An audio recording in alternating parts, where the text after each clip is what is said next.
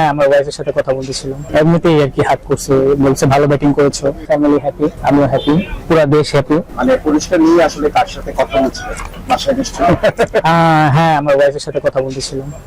মানে ঠিক আছে, শামীম, কি এমন আজ কি চিন্তা করছিলেন? আগের দিন চিন্তা করছিলেন যে আমি এই ম্যাচটাকে এইভাবে নিতে পারি, আজও নিশ্চয় দলটা আরো বেবাকি ছিল বা সংশয় ছিল, কি চিন্তা করে খেললেন আর জাস্ট ইনিংসটা করে আজকে খেললেন?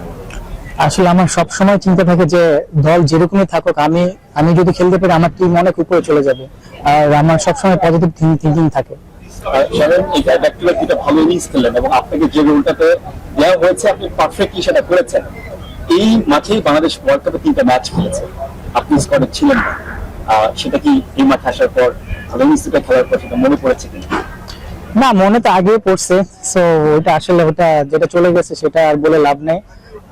ওয়েস্ট ইন্ডিজের মাঠে আমরা সিরিজ দিচ্ছি, এটাই আমাদের জন্য অনেক অনেক বড় একটা পাওয়া।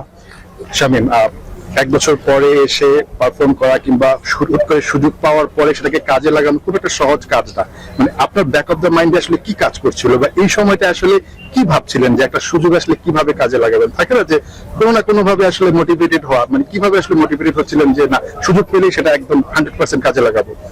আসলে আমি লাস্ট পিরিয়ড যতগুলো ম্যাচ খেলেছি, এইচপি টিম আর হাই পারফরমেন্স অস্ট্রেলিয়া বলেন, ইভেন ইমার্জিং কাপ বলেন, ওগুলো ভালো খেলে আসছি। সো আমার ওইগুলোর জন্য আমার অনেক কনফিডেন্টলি আমি অনেক কনফিডেন্ট পাচ্ছিলাম যে আমি যদি সুযোগ পাই আমি ভালো খেলবো ইনশাআল্লাহ।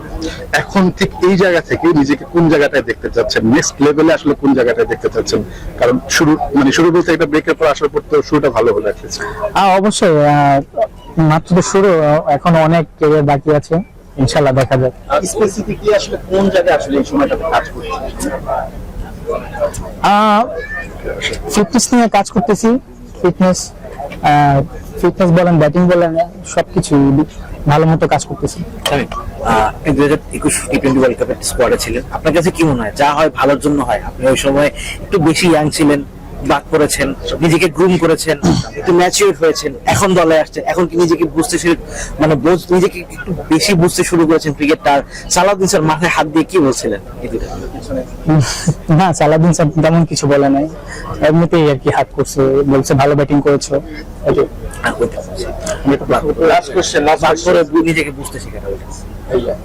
শামীম, ঠিক এই জায়গা থেকে আচ্ছা আর উত্তরটা দিয়ে দেন। যে বাদ করে নিজেকে বুঝতে শেখাটা যা হয় ভালোর জন্য হয়, এই জিনিসটাকে আসলে বাদ করেছি তখন, সেটা আসলে আমি ওইগুলো নিয়ে অত চিন্তা করি না। আমি ফোনে অনেক পজিটিভ মাইন্ডসেট নিয়ে চলাফেরা করি, আর আমি অনেক হ্যাপি থাকতে পছন্দ করি। আমি জানি যে আমি যে কোনো সময় ইনশাআল্লাহ আমি কামব্যাক করব, এটাই ছিল আমার কনফিডেন্স। দুইটা দারুণ ইনিংস ছিল লাস্ট, মানে দুইটা ইনিংস দারুণ ছিল, দুটাই আপনার দলের জয়ের বড় ভূমিকা রেখেছে। কাউকে ডেডিকেট করবেন কিনা আসলে দুটাই? না, আসলে ডেডিকেটেড করার কিছু নাই, ভালো খেলতে পেরেছি, এটাই হ্যাপি, আমার ফ্যামিলি হ্যাপি, আমিও হ্যাপি, পুরো দেশ হ্যাপি, এটাই ভালো লাগতেছে।